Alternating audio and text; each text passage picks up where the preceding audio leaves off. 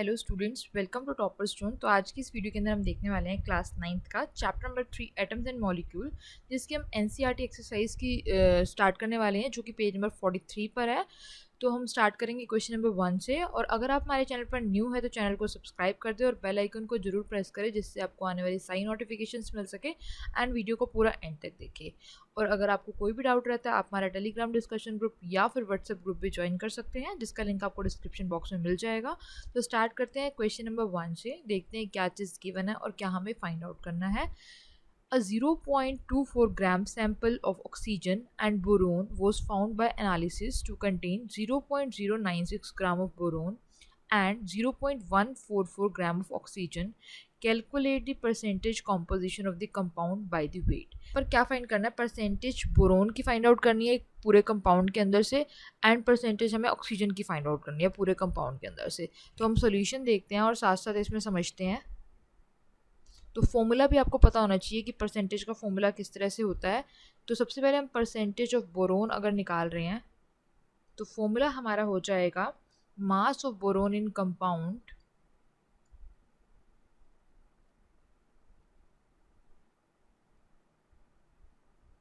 Divide by mass of compound. मतलब ये formula किस तरह से बना है, हमें बोरोन की परसेंटेज को फाइंड आउट करना है। तो बोरोन का मास लिखेंगे पूरे कंपाउंड में, अपोन में टोटल जो कंपाउंड का मास है वो लिखेंगे। ठीक है, तो अब यहाँ पर नीचे लिख लेते हैं mass of boron in compound, जो कि आपको गिवन था 0.096 ऑफ बोरोन। तो यहाँ लिख लेंगे 0.096 and divide by mass of compound. तो कंपाउंड का मास 0.24 सबसे पहले क्वेश्चन में आपको गिवन था 0.24 ग्राम सैंपल। ठीक है, तो ये टोटल जो था आपका 0.24 ग्राम था, उसमें से जो बोरोन का है वो है 0.096 और इंटू 100, क्योंकि परसेंटेज निकाला है तो 100 लगाएंगे। अब नेक्स्ट यहाँ पर क्या है, इसको जब हम सॉल्व कर लेंगे तो इसके पॉइंट्स जो हैं यहाँ पर नीचे 3 जीरो मतलब कि 1000 आ जाएगा, और इसके लिए यहाँ पर 100 ऊपर चला जाएगा। तो इस तरह से ये 3 जीरो से 3 जीरो कैंसिल हो जाएंगी। तो यहाँ पे क्या बचा 960 डिवाइड बाई 24। जब आप इसको सॉल्व कर लेंगे तो आपके पास आ जाएगा 40। ठीक है, अब हमें यहाँ पे क्या करना है, परसेंटेज ऑफ ऑक्सीजन निकालना है। तो हम यहाँ पे फॉर्मूला लगा लेते हैं percentage of oxygen, which is equal to same इस तरह से रहेगा। यहाँ पे आ जाएगा mass of oxygen in compound, oxygen को मैं O2 लिख देती हूँ, in compound divide by mass of compound. ठीक है, अब वैल्यूज पुट कर लेंगे। Mass of oxygen in compound ये हमारे को क्वेश्चन में दे रखी है 0.144। उसी तरह से नीचे यहाँ पे आ जाएगा 0.24, जो पूरा मास है कंपाउंड का, जो पूरा मास है वो लिख लेंगे और इंटू 100। तो इस तरह से इसका 1000 यहाँ पे आ जाएगा डिवाइड में, और इसका 100 ऊपर चला जाएगा। तो इस तरह से हम यहाँ पर माइनस कट कर देंगे वैल्यूज़ को, ज़ीरो को कट हो जाएगा। तो यहाँ पे आ जाएगा 1440 डिवाइड बाई 24। जब आप इसे सॉल्व कर लेंगे तो 1440 divide by 24 which is equal to 60।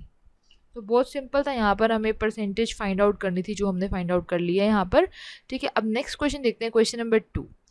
When 3 gram of carbon is burnt in 8.00 gram of oxygen, 11.00 gram of carbon dioxide is produced. What mass of carbon dioxide will be formed when 3.00 gram of carbon is burnt in 50 gram of oxygen? Which law of chemical combination will govern your answer? तो ये इसमें क्या है, सबसे पहले हम equation बनाएंगे कि कार्बन को बर्न किया जाता है in the presence of oxygen. तो हमारी क्या इक्वेशन बनती है, एंड देन उसके जो है वो मासेस अलग अलग दे रखे हैं, कार्बन का, ऑक्सीजन का एंड पूरे कार्बन डाइऑक्साइड का। और हमें बताना है कि लास्ट में कि what mass of carbon dioxide will be formed. तो कार्बन डाइऑक्साइड का हमें मास निकालना है, अगर कार्बन का दे रखा और ऑक्सीजन का दे रखा, और इसमें बताना है कि कौन सा लो सेटिस्फाई करता है केमिकल कॉम्बिनेशन का। तो इसका भी सॉल्यूशन देख लेते हैं हम। तो सबसे पहले इक्वेशन बन जाएगी C plus O2 will give you out CO2।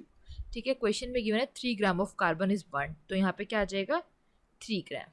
Okay, और यहाँ पर ऑक्सीजन का कितना दे रखा है 8 ग्राम। 8.00 तो हम 8 ही लिख लेते हैं, क्योंकि 0 पॉइंट के पास 0 की कोई वैल्यू नहीं होती। अब नेक्स्ट CO2 11.00 या फिर 11 ग्राम लिख लेते हैं। तो ये चीज़ हमें गिवन है। ठीक है, और वैसे जो कार्बन का मास होता है, मोलिकुलर मास या मोलर मास जिसे आप बोलते हैं, वो कितना होता है 12 ग्राम। और ऑक्सीजन का मतलब O2 का कितना हो जाता है, यहाँ पर नंबर होता है 8, तो 16 इंटू 2 करते हैं हम, तो कितना हो जाता है वो 32 ग्राम। और CO2 का कैसे निकलता है 12 plus 16 into 2 which is equal to 44 gram. तो ये तो हमने मोलर मास के अकॉर्डिंग निकाली और जो हमें दे रखा है वो भी हमने लिख लिया। ठीक है, इतना करने के बाद यहाँ पर अब दो केस बनेंगे। फर्स्ट केस में क्या होगा मैं लिख देती हूँ साथ साथ। In the first case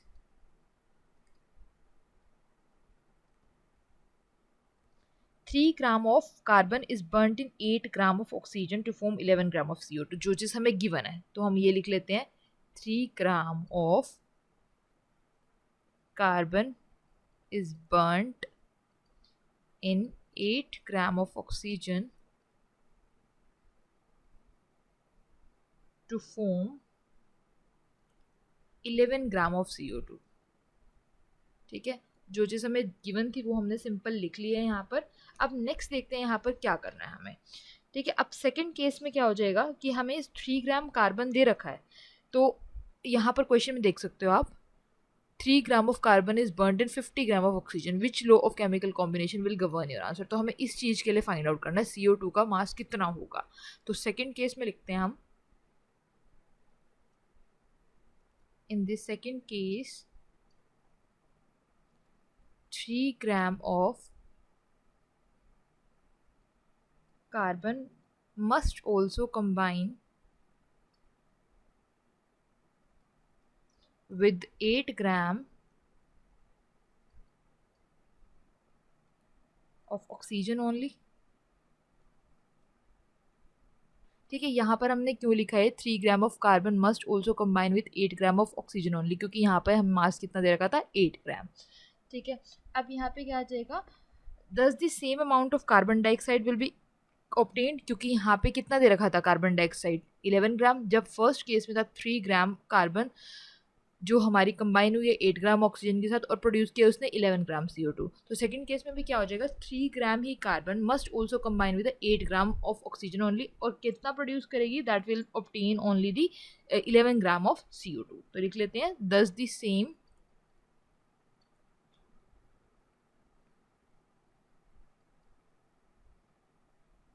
amount of CO2 bracket में लिख लेते हैं 11 gram will be obtained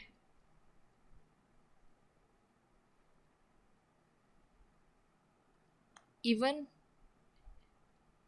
if we burn 3 gram of carbon in 50 gram of oxygen। ठीक है, तो यहाँ पे जो एक्स्ट्रा ऑक्सीजन हो जाएगी ना वो पहले आपको कितनी दे रखी थी 8 ग्राम ऑक्सीजन थी। ठीक है, और 3 ग्राम ही कार्बन थी, और क्वेश्चन के अंदर जिसके लिए हमें निकालना है वहाँ पर भी 3 ग्राम कार्बन है बट ऑक्सीजन कितनी है 50 ग्राम। तो यहाँ पे एक्स्ट्रा ऑक्सीजन है बट कार्बन का अमाउंट बिल्कुल सेम है। तो यहाँ पे हम क्या कर देंगे इस केस के अंदर the extra oxygen that is मतलब 50 minus 8 that is equal to 42 gram will be unreacted, will remain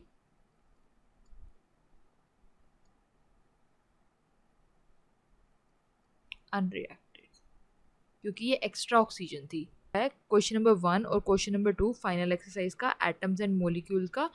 so thank you for watching this video. अगर आपको वीडियो अच्छी लगी तो please like share and comment.